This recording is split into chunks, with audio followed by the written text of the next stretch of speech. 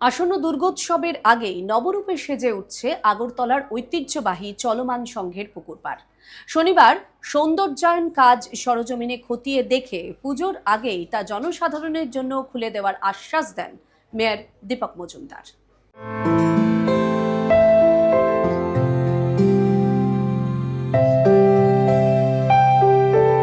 আসন্ন দুর্গাপূজার আগে নতুন রূপ পেতে চলেছে রাজধানীর চলমান শঙ্খের পুকুর পাড়।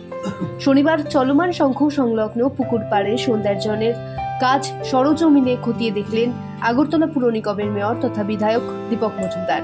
পুকুর পাড় পরিদর্শন শেষে তিনি জানান, কাজের অগ্রগতি সন্তোষজনক এবং পুজোর আগেই সমস্ত কাজ সম্পন্ন করে এটি জনসাধারণের জন্য উন্মুক্ত করে দেওয়া হবে।